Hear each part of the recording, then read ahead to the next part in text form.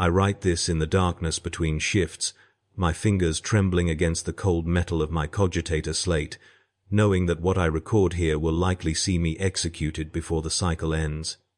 But I must speak. I must confess what I witnessed in those final days before everything changed, before the light went out forever and we learned what true darkness means. My name is Veric Solen, third-tier administratum clerk of the Astronomican monitoring division, and I was there when the golden throne fell silent. The smell hits you first when you work in the upper spires, not the familiar rot and recycled air of the lower hives, but incense so thick it coats your throat, turning each breath into a prayer you never asked to speak. Sacred oils and burned wax, the metallic tang of preservation fluids mixed with something older, something that smells like temples smell, like stone that has absorbed 10,000 years of desperate supplication. I had worked in the monitoring station for 11 years before it happened, tracking the psychic beacon that guided humanity's ships through the warp, recording its fluctuations in endless columns of numbers that I barely understood. They never told us what we were really measuring. They never told us we were watching a dying god's heartbeat. The station hung in high orbit above the throne world, a Gothic monstrosity of buttresses and gargoyles carved from asteroid stone and prayer-inscribed adamantium. Every surface bore aquilus and skulls, purity seals hanging like rotted flesh from every corner. The corridors echoed with recorded hymns that played on eternal loop, the same verses I had memorized without meaning to, words about the Emperor's immortal vigilance and eternal protection. Servitors shuffled through the halls at all hours, their mechanical parts clicking and whirring, the human parts swollen and silent. Some still had faces, most did not. I learned not to look at them after the first year. My cell measured 3 meters by 2, carved from the station's rock core and furnished with a metal cot, a wash basin, and a shrine alcove where a small golden aquila watched me with accusatory emerald eyes. The temperature control never quite worked. Some days I shivered beneath my regulation blanket, others I sweated through my robes, and woke with my thin mattress damp against my skin. The air recyclers produced a constant low hum that invaded your dreams, turned your sleep into uneasy static. I had not seen natural sunlight in 8 years. I had not touched another human being in longer than that. We worked in shifts of 16 hours, monitoring the outputs from the Astronomican itself, that great psychic lighthouse that burned in the palace far below. Our cogitators received data streams from 1,000 sensors, translating the Emperor's psychic might into graphs and wavelengths, numbers that described something fundamentally beyond description. My job was to watch those numbers, to record any deviation from established parameters, to alert my superiors if the beacon's strength faltered even fractionally. It was holy work, they told us during our indoctrination. It was sacred duty. We were the Emperor's own accountants, measuring the immeasurable, quantifying divinity itself. The other clerks in my division kept to themselves mostly. We ate in silence in the communal halls, hunched over bowls of protein paste and synthetic bread, our eyes hollow from screen glare, and our backs bent from years of sitting. There was Mana, who had worked the station for 19 years, and barely spoke anymore, her lips moving in constant prayer. There was Yosef, who scratched tallies into his forearm with a stylus when he thought no one was watching, counting something only he understood. There was Helene, who sometimes wept quietly at her station, tears falling onto her keyboard, though she never stopped working. We were not encouraged to form friendships. We were not encouraged to speak of anything beyond our duties. The overseers watched from their elevated platforms, their faces hidden behind ornate skull masks, their hands resting on shock moles that they used liberally to maintain what they called proper reverence. I remember the day the fluctuations began because it was the first time in 3 years that anyone had actually spoken to me beyond the necessary liturgies of shift change. Yosef grabbed my arm as I was leaving the monitoring hall, his fingers digging through my robe hard enough to bruise. His eyes were wide, pupils dilated in the dim lumens, and his breath smelled like the stimulants they distributed to keep us alert through the endless shifts. He pulled me close and whispered, his voice cracking with either fear or exhaustion, that the numbers were changing. Not the normal fluctuations we saw hourly, the small variances that fell within acceptable parameters, but something deeper, something fundamental. The baseline itself was shifting downward, he said. The beacon was weakening. I pulled away from him and reported his behavior to the overseers, as regulation demanded. They took him that same cycle. I heard him screaming as they dragged him down the corridor toward the penitence chambers, heard the wet crack of shock mauls against flesh, heard his voice rising in panicked prayer before it cut off abruptly. They returned him to his station 6 hours later, his head shaved, fresh scars across his scalp where they had cut him open and adjusted something inside. He did not speak again after that, just sat at his terminal with drool running down his chin, his fingers moving mechanically across the input keys. I told myself I had done the right thing. I told myself that maintaining discipline was itself a form of worship. I told myself many things in those days, but I had seen the numbers too. I could not unsee them.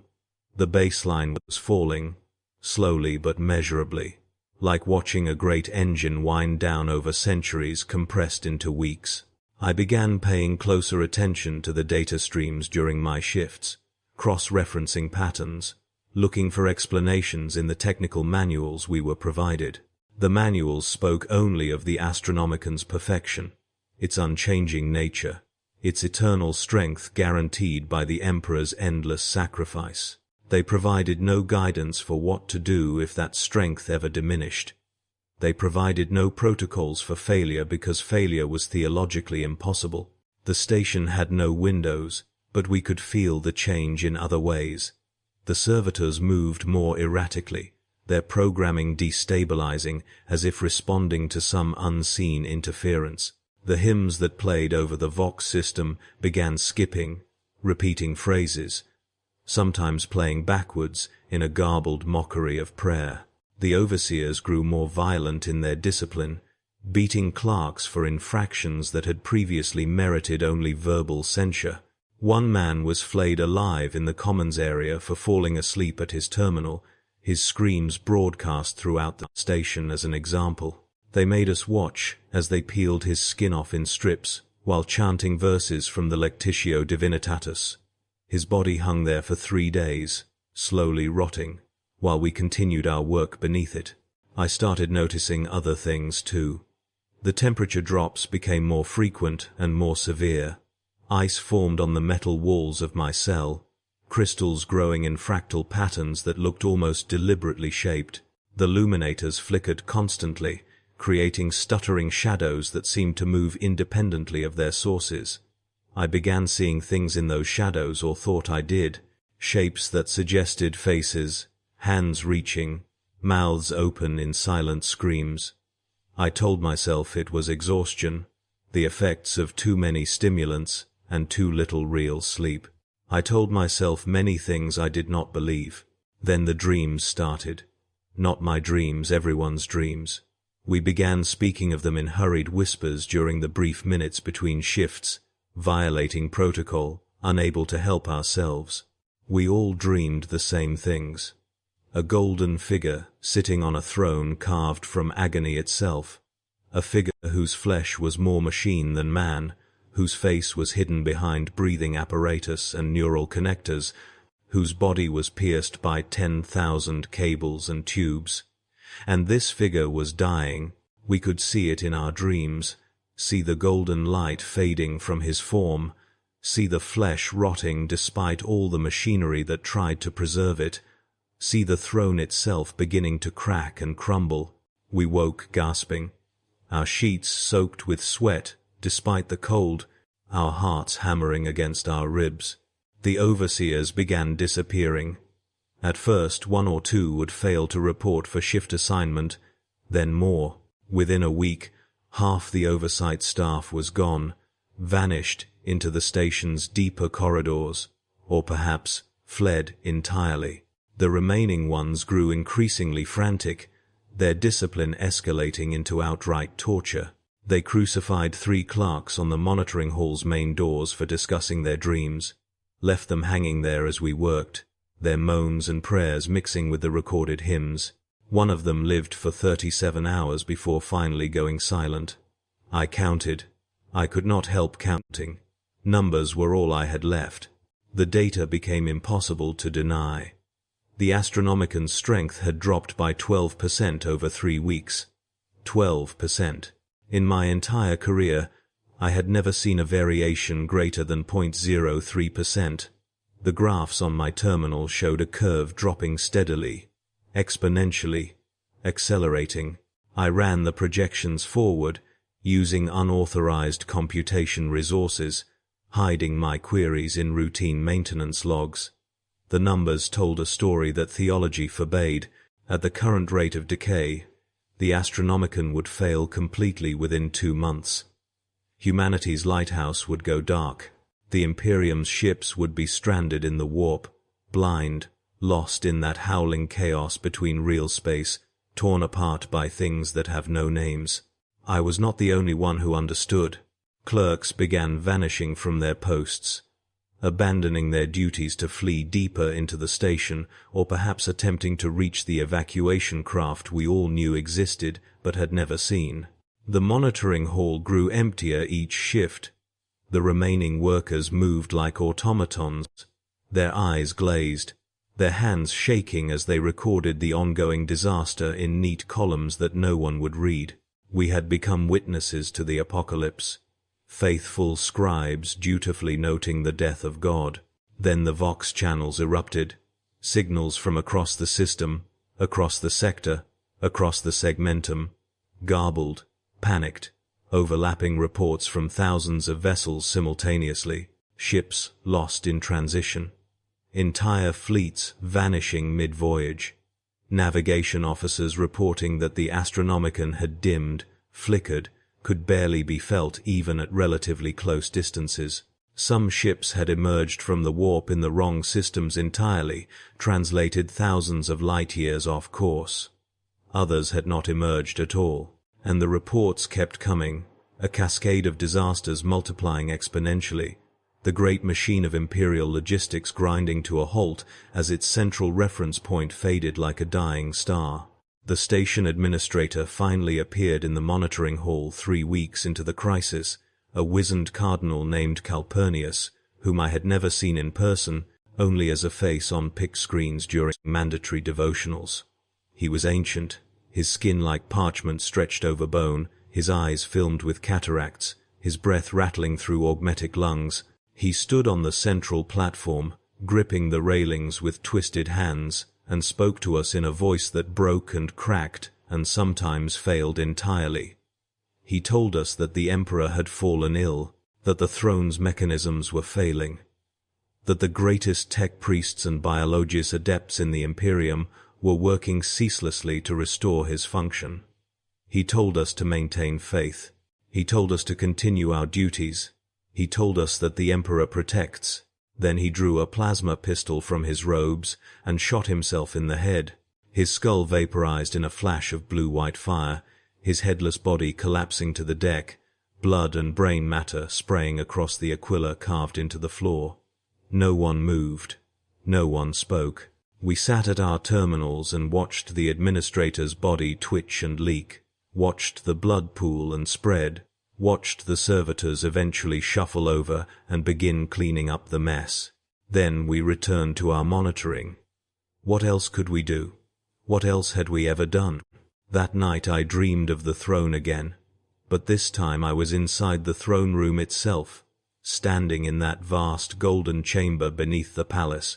I could see the Emperor up close, see what the machinery and incense smoke usually hid. He was not divine. He was not even human anymore.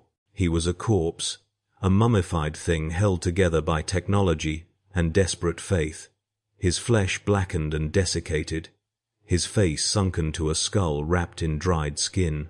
And as I watched, that skin began to crack, to split, to peel away in strips like the flayed man in the commons. Beneath was not bone but void, not death but something worse, an absence so complete it made my mind scream. I woke gasping, clutching my chest, and found ice crystals had formed on every surface of my cell, spelling out words I could not read in a language I did not know. The monitoring hall was chaos the next shift. Half the terminals had failed completely, their screens showing only static or impossible geometries that hurt to look at. The remaining clerks worked frantically, trying to maintain some record of the collapse, but the data itself had become corrupted. Numbers repeated, formed patterns that suggested meaning, spelled out messages in binary that translated to prayers, to screams, to things that should not have language. Mana had carved the Imperial Aquila into her forearms with a broken stylus and was bleeding all over her keyboard, still typing, her fingers slipping in her own blood. Helene had stopped weeping and simply stared at her screen with an expression of absolute emptiness, as if something inside her had finally broken beyond repair. I received a priority message on my personal Vox, something that had never happened before. The message was from the Administratum's central processing core deep within the throne world itself, an automated system that had been sending routine updates and directives for 10,000 years. But this message was not routine. It consisted of a single line, repeated 1,000 times: "The throne has failed. The throne has failed. The throne has failed." Then the Vox went dead, all channels simultaneously cutting to silence, and in that silence we heard something else, a sound like wind, like breathing, like a great mass of humanity screaming in unison. It came from everywhere and nowhere, vibrating through the station's structure, making the metal groan and the stone crack. The lights went out. Not just the luminators but everything, terminals, life support indicators, even the small devotional candles burning in their wall niches. Total darkness, absolute and complete, the kind of darkness that presses against your eyes like a physical weight. In that darkness I heard people moving, stumbling, crying out. I heard bodies hitting the floor. I heard prayers spoken in voices made strange by terror. I heard laughter, high and broken, that went on far too long. I stayed at my terminal, my hands on the dead keyboard, and waited for whatever came next.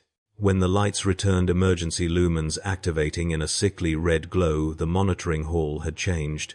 The corpses were there still, Calpurnius and the others who had died, but now they were moving, their bodies jerking upright, their dead eyes opening to reveal something looking out from behind them.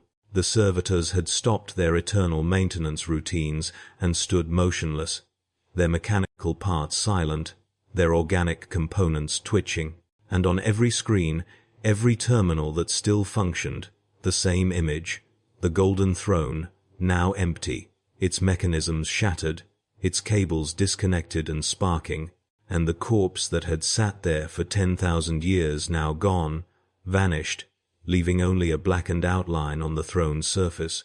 I do not know how long I sat there, staring at that image. Long enough for my legs to go numb, long enough for my mouth to dry out completely, my tongue sticking to my teeth. Around me, the other clerks began to move. Some fled toward the exits, screaming about evacuation. Others knelt and prayed with a fervor that bordered on madness, beating their heads against the floor until blood pooled beneath them. A few simply sat, like me, and stared at the screens, watching the empty throne as if waiting for the Emperor to return, to prove it was all a mistake, to resume his eternal vigil. But he did not return. Of course he did not return. The dead do not rise, no matter what the ecclesiarchy preaches. And the Emperor had been dead for a very long time, his corpse animated by machinery, and the psychic force of 1 trillion human souls believing in his immortality. Now the machinery had failed, and belief alone could not sustain him.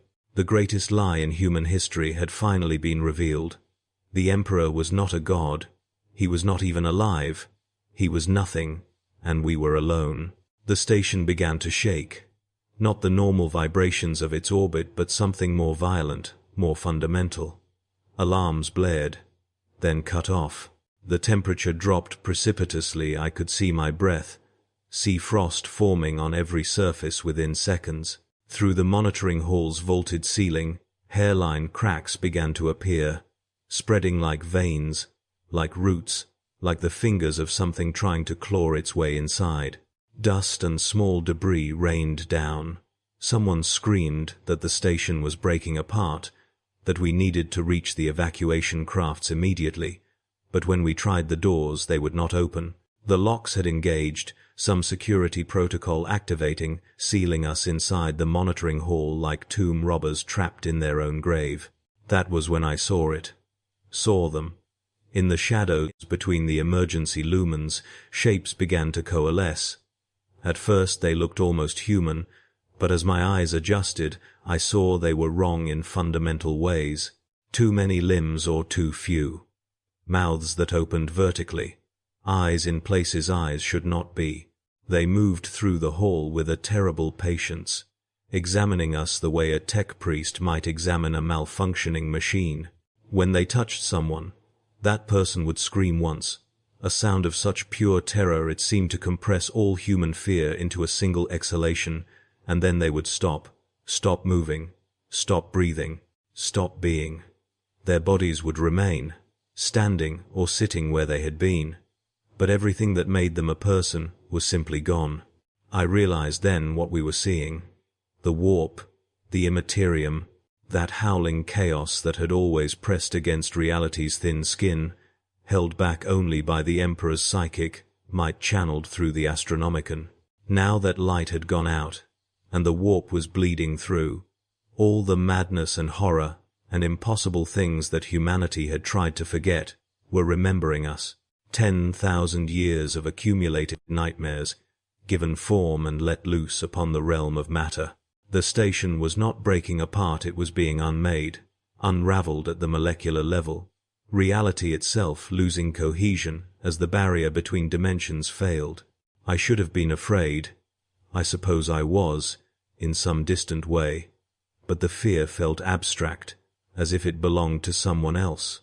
Instead, I felt a strange calm, an acceptance of the inevitable. I had spent my entire adult life recording numbers, measuring the unmeasurable, and now I understood that all those measurements had been meaningless. We had been counting down to this moment, tick by tick, digit by digit, never realizing that every number we recorded brought us one step closer to our own extinction. The shadows moved closer. I could see them more clearly now, or rather, I could see that clarity itself did not apply to them. They were contradictions made manifest simultaneously, solid and immaterial, present and absent, moving while remaining perfectly still. When I tried to focus on any one of them, my vision slid away, my mind refusing to process what it was seeing. Some primitive part of my brain recognized that to truly perceive these things would mean madness, and so it protected me through willful blindness. One of them reached for Mana. She did not scream when it touched her. She simply began to laugh, a sound both joyful and utterly desolate, the laugh of someone who has finally understood a cosmic joke at their own expense. Her body began to change, her flesh flowing like wax, bones restructuring themselves, her face splitting open to reveal geometries that existed in more dimensions than the three I could perceive. She spread her arms wide, still laughing, as she transformed into something new, something that hurt to look at, something that whispered my name in a voice like breaking glass. I closed my eyes. I did not want to see what she had become.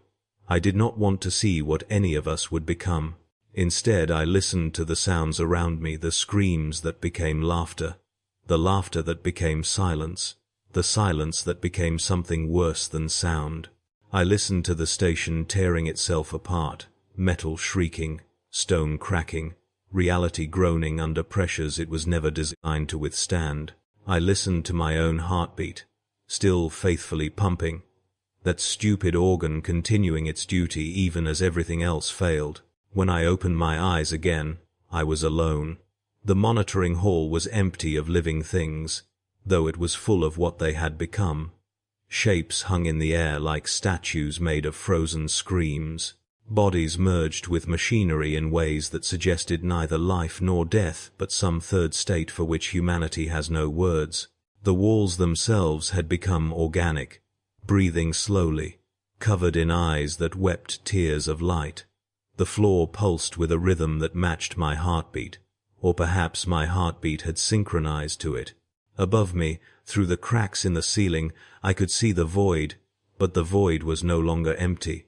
It was full of color, of movement, of vast shapes that drifted between the stars, like ancient gods finally released from their prisons.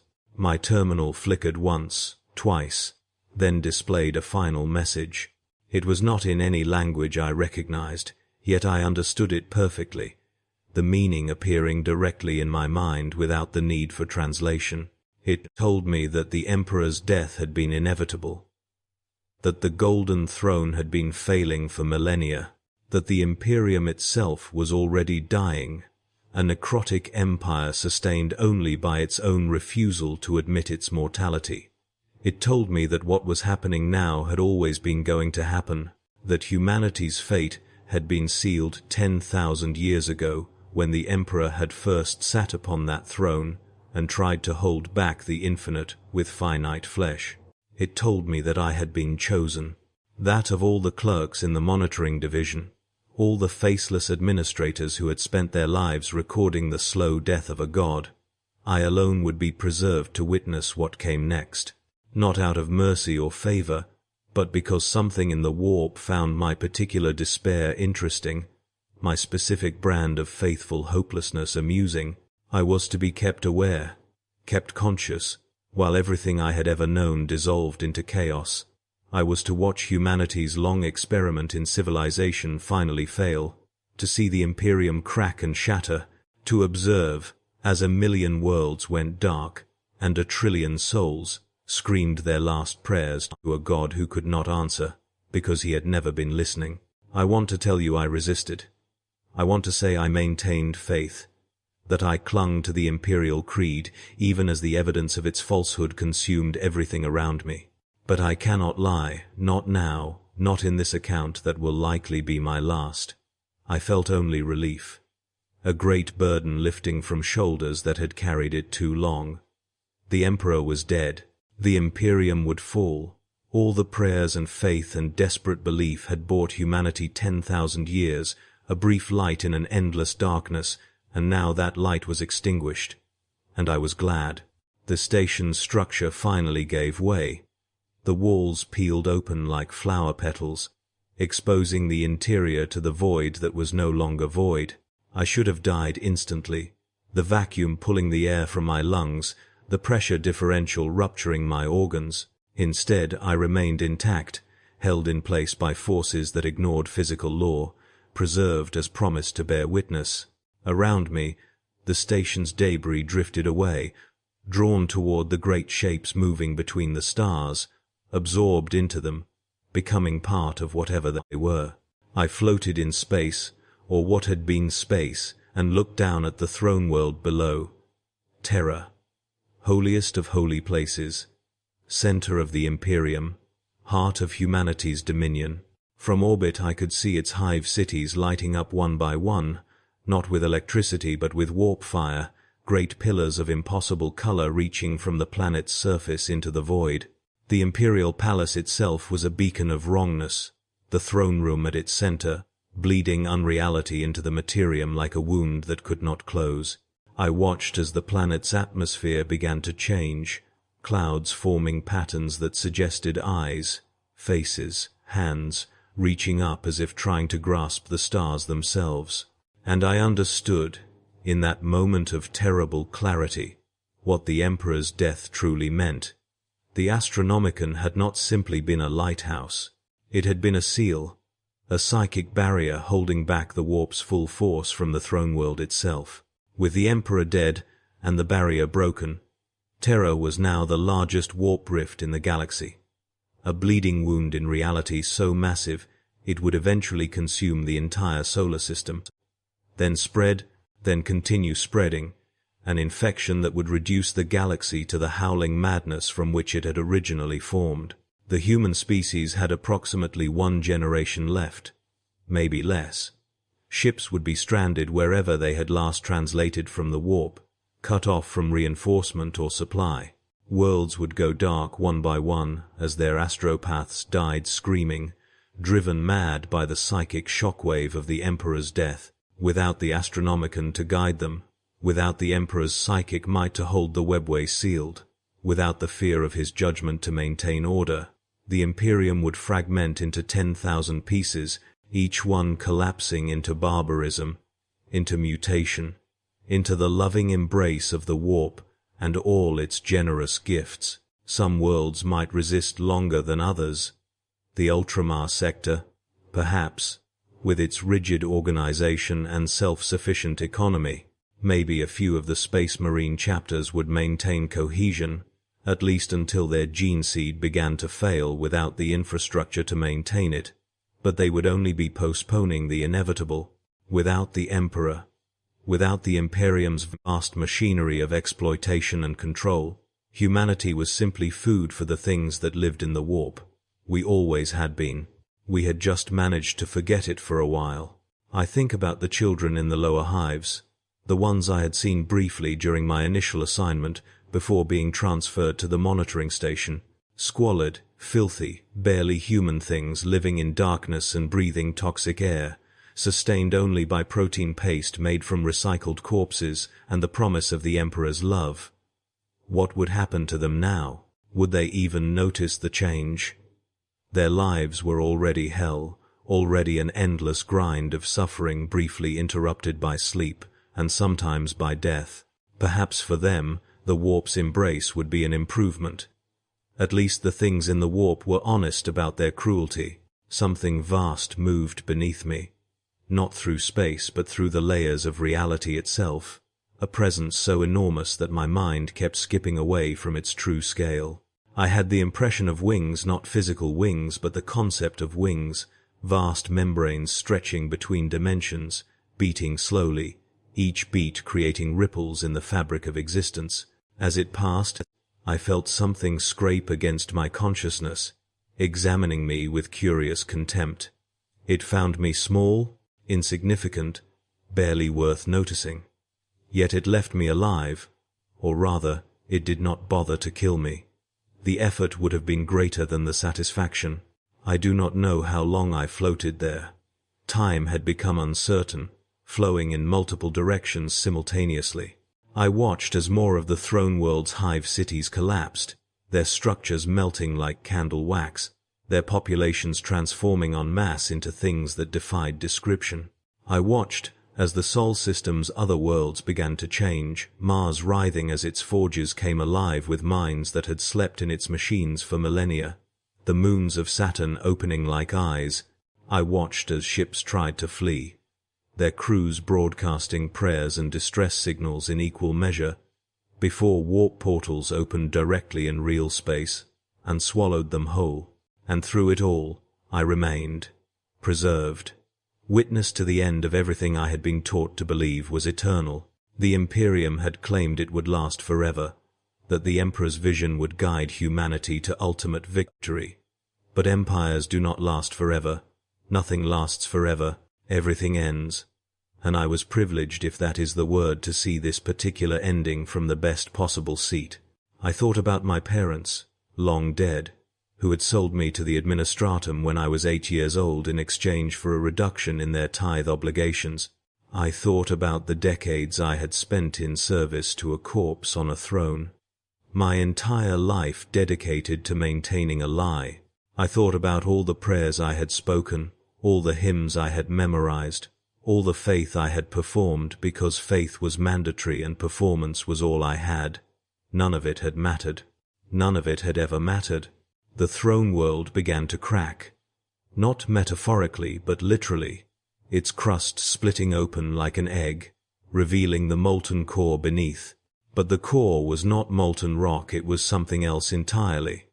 Something that existed simultaneously as matter and thought, as physical substance and pure concept.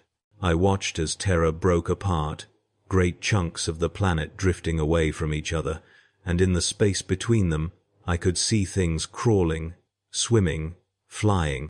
The throne world was giving birth, delivering into reality the accumulated nightmares of 10,000 years of human suffering and fear. That was when I started laughing. I could not help it. The sheer absurdity of it all, the cosmic joke we had been living inside without knowing, was too perfect not to appreciate. We had believed ourselves the masters of the galaxy, the inheritors of a billion-year legacy, the chosen species of an immortal god-emperor. We had built an empire on suffering and called it righteousness. We had murdered entire species and called it duty. We had fed 10,000 psychers a day to the golden throne and called it necessary sacrifice. And all of it, every atrocity committed in the emperor's name, every world burned and every population enslaved, had been for nothing. We had lost anyway. My laughter echoed strangely in the void, the sound traveling in impossible directions, and something laughed with me. Many things laughed with me. The warp itself seemed to shake with mirth, amused by the same joke I had finally understood. We were all toys in the hands of forces we could not comprehend, and we had taken ourselves so seriously, had made such elaborate rituals and theologies to justify our existence, when the truth was we were nothing. Dust. Less than dust. Brief sparks of consciousness in an indifferent universe, deluding ourselves that our suffering had meaning. The shapes in the void came closer now, drawn by my laughter or by something else. I could not tell. They circled me slowly, predators considering prey, and I realized I should have been terrified, but I was not. Fear requires hope, requires the belief that there is something worth preserving. I had none of that left. Let them take me, I thought. Let them do whatever they wished. I was already gone, already dissolved, already nothing. The thing they would consume was not me, but an echo of me, a recording of a person who had ceased to exist the moment the throne went silent. One of them reached toward me, and this time I did not close my eyes. I watched as it extended something like an appendage, something that shifted between being a hand, a tentacle, a beam of light, a mathematical equation written in flesh. It touched my chest, penetrated without resistance, and I felt it enter me, felt it spreading through my body, like cold water, like fire, like nothing I had words for. My flesh began to change, cells rearranging themselves into new configurations, bones becoming cartilage, becoming something neither. I was being remade, rewritten at a fundamental level, transformed into a shape more useful to whatever had claimed me, and it did not hurt. That was the strangest part. I had expected agony, expected suffering beyond measure, but there was only a gentle pressure, like being slowly folded into a new configuration. My body was becoming something else, but I remained aware, remained capable of thought even as my brain restructured itself. I was being preserved, as promised, but preserved as something new, something that could continue to witness even as reality itself transformed into nightmare. I tried to scream but had no mouth. I tried to move but had no limbs. I tried to die but death would not take me. I was suspended in a state between states, neither living nor dead, neither matter nor energy. I was becoming a story, a memory, a cautionary tale written in a language of sensation and experience. I was becoming what I had always been, a record keeper, a witness, a scribe documenting the end of everything. Time passed, though I could not measure it. I was aware of movement, of being carried through spaces that were not space, through dimensions that folded into themselves like origami made from the screaming. I saw things I cannot describe, witnessed events that have no analogue in human experience. I saw the birth of new gods from the death of old ones. I saw entire species ascend and dissolve within moments. I saw the galaxy itself begin to change, stars dimming as something vast fed upon them, worlds cracking open to reveal the screaming faces inside, and through it all, I remained aware, This was my punishment, or my purpose, to see everything, to understand nothing, to bear witness to the unwitnessable. The Imperium was dying, hemorrhaging worlds like blood from a severed artery. Without the Astronomican, without the Emperor's psychic pressure holding back the warp, without the infrastructure of control that had maintained order through fear and faith, humanity was fragmenting, dissolving, returning to the chaos from which we had briefly emerged. Some tried to resist. I could sense them, scattered across the galaxy, pockets of desperate defense against the inevitable, space marines fighting until their ammunition ran out, and then fighting with their hands until those too were torn away. Inquisitors burning heretics even as they themselves transformed into the very things they had sworn to destroy. Guardsmen standing their ground as reality unraveled around them, faithful unto death and beyond. Their courage was admirable, pointless, beautiful in its futility, but most simply collapsed. Entire sectors went silent within weeks. Forge worlds shut down as their tech priests finally admitted that their god was either dead or had never existed in the first place. Shrine worlds burned themselves in mass ritual suicide, unable to conceive of existence without the Emperor's guidance. Hive worlds descended into cannibalism and mutation as supply lines failed and the warp leaked through the cracks in their reality. The great machinery of Imperial control, 10,000 years in the making, fell apart within a generation, and what replaced it was not order but a million different versions of chaos, each more inventive than the last. I watched the Space Marine chapters die. Those proud warriors, the Emperor's angels of death, were reduced to scavengers fighting over the scraps of a dead civilization. Their gene seed failed without the infrastructure to maintain it. Their fortresses were overrun by things that had once been human. Their battle brothers turned on each other as ancient rivalries resurfaced without the Emperor's authority to keep them in check. A few lasted longer than others. The Blood Angels held out for almost a century, I think, though time was difficult to measure, but they all fell eventually. Even angels cannot stand against the infinite. The Adeptus Mechanicus tore itself apart as its suppressed heresies finally came to light. Tech priests who had secretly worshipped the Void Dragon for millennia revealed themselves and triggered civil wars across every Forge world simultaneously. Others abandoned the Omnissiah entirely and threw themselves into worshipping the things emerging from the warp, praising them as the true machine gods, beings of pure information, and thought unbound by the limitations of flesh. Mars itself became a battlefield of impossible technologies, weapons that should not function deployed by beings that should not exist, until finally the Red Planet simply stopped being matter and became something else entirely. A concept, a theorem, a proof written in the language of screaming brass and impossible angles. The ecclesiarchy died last, as faiths often do, refusing to admit the obvious until the evidence literally tore them apart. Cardinals gave sermons to empty cathedrals. Priests blessed corpses that got up and walked away mid-prayer. Shrine worlds continued broadcasting hymns long after their populations had transcended or descended or simply ceased. Some claimed the Emperor's death was a test, a trial of faith, and that he would return if they only believed strongly enough.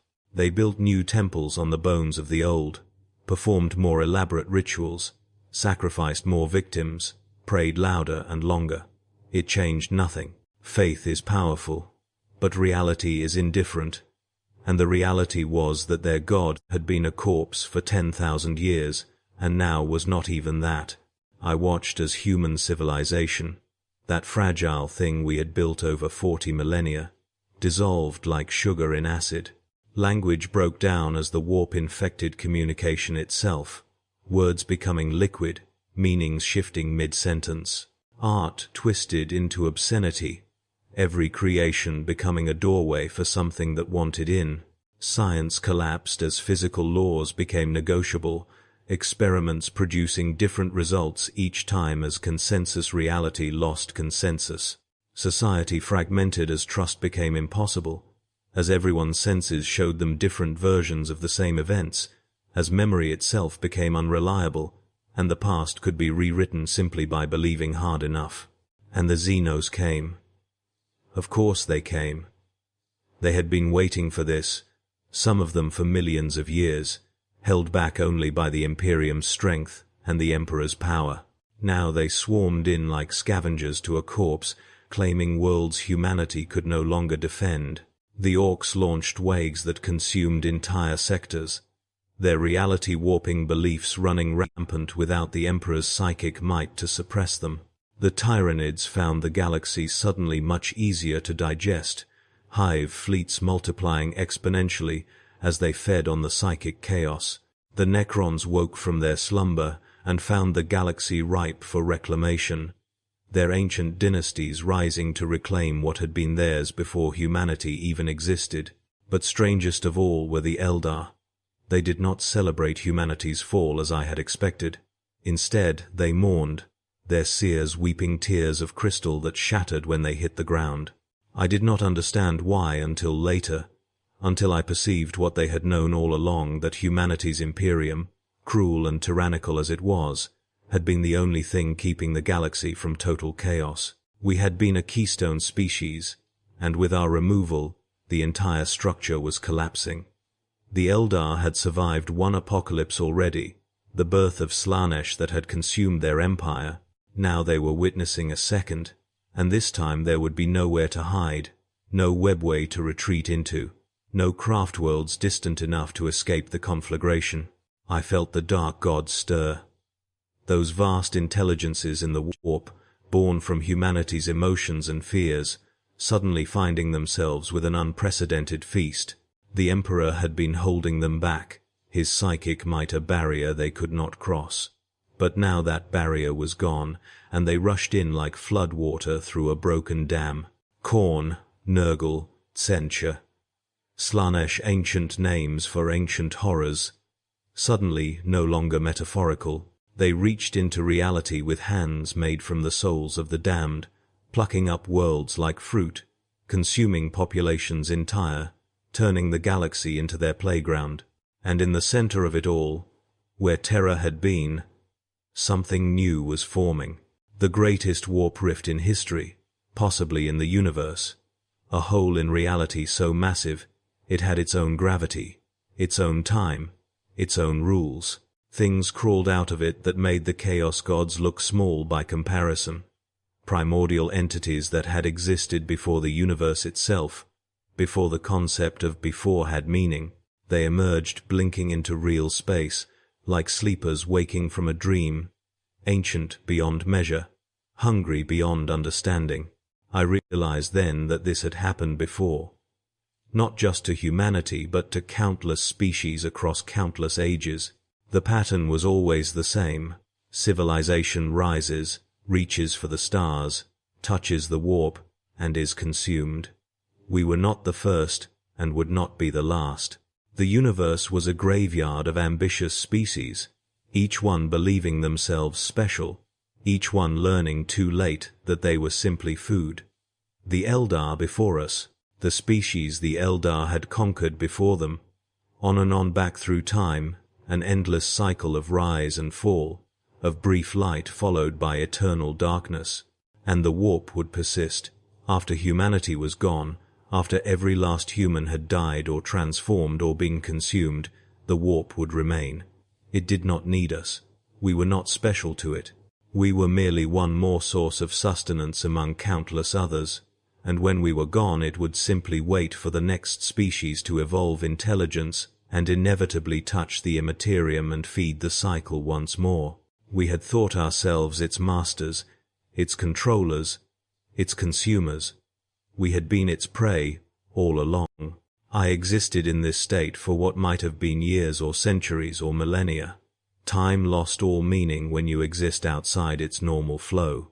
I was everywhere and nowhere, witnessing the galaxy's transformation from a place of ordered stars and planets into something more fluid, more chaotic, more true to the universe's fundamental nature. Reality, I came to understand, prefers entropy. Order is the aberration, the temporary suspension of natural law. What was happening now was simply nature reasserting itself, returning everything to its proper state of chaos. The last pocket of resistance I witnessed was a small world in the galactic south, unremarkable in every way, a mining colony that had maintained Imperial law through sheer stubbornness and isolation. Its population numbered perhaps 50,000, its resources were limited, and its strategic value was non-existent. Yet they held out, year after year, maintaining the old rituals, praying to an emperor they must have known was dead, enforcing the law as if there was still an Imperium to be loyal to. I watched as their governor, an old woman named Sancta, gave daily addresses to her people, reminding them of their duty, of their faith, of their purpose. She had to know it was futile. She had to understand that no help would come, that the Imperium was dead, that they were alone in a galaxy that had moved on without them. But she continued anyway, because what else was there? To give up would be to admit that everything they had suffered through had been for nothing. They lasted 37 years after the Emperor's death. Not bad, all things considered. In the end, it was not an invasion that destroyed them, but simply exhaustion. Their equipment failed beyond repair. Their food supplies dwindled. Their population aged and died without enough births to replace the losses. And finally, one day, the Vox broadcasts stopped. The lights went out. The world fell silent. I felt something like sadness watching that final light extinguish, though I was no longer certain I could feel emotions in any conventional sense. They had held on with such determination, such faithfulness, and it had bought them nothing except a slower death. Perhaps that was worth something. Perhaps the manner of our dying is all we can control. I did not know. I had stopped pretending to understand meaning, and still I persisted. Changed beyond recognition, scattered across dimensions I could not name, I remained aware. The universe continued its slow death around me, entropy increasing, order dissolving, until eventually even the chaos became predictable. The warp spread to fill every corner of the galaxy, until there was no distinction between real space and the immaterium. Matter and thought merged. Physics became philosophy, became theology, became irrelevant. Everything became one vast screaming whole, and in that unity I finally understood what I had become. I was a memory. Not a person anymore, but the echo of one, preserved in the warp's eternal churning. I was Veric Solen, third-tier administratum clerk, who had watched the Emperor die and lived, if you can call this living, to tell the tale. I was the last witness, the final record-keeper, the ultimate scribe of humanity's end. And I would persist, perhaps forever, perhaps until the universe itself ended, telling this story to anyone who could hear, though I suspected no one would, because this was my punishment, or my purpose, or simply what I had become. I was the archive of our failure, the monument to our hubris, the proof that we had existed and had tried and had lost. Every species that the warp consumed became part of its eternal memory, and I was humanity's contribution, a clerk who had spent his life recording numbers that meant nothing, now spending eternity recording the end of everything he had known. Sometimes I think I can feel other consciousnesses like mine, scattered through the warp's vastness. The historians and scribes and record-keepers of 1,000 dead species, all of us trapped in the same role, all of us bearing witness to endings that no one else will remember. We are the warp's memory banks, its filing system, its vast bureaucracy of the damned. It is grimly appropriate, in a way. Even in death, even in transformation, even in damnation, I am still doing my job. And I am still recording, still documenting, still writing in whatever passes for writing in this state. Because what else can I do? What else did I ever do? I was trained from childhood to observe, to record, to maintain the archive. Now the archive is infinite. The observations never end, and I record the slow dissolution of everything into screaming chaos with the same diligence I once brought to monitoring the Astronomican's output. The Emperor is dead. The Imperium has fallen. Humanity is extinct or transformed beyond recognition. The galaxy is drowning in an endless warp storm. Reality itself is negotiable, and I remain, faithfully documenting it all, because that is what clerks do.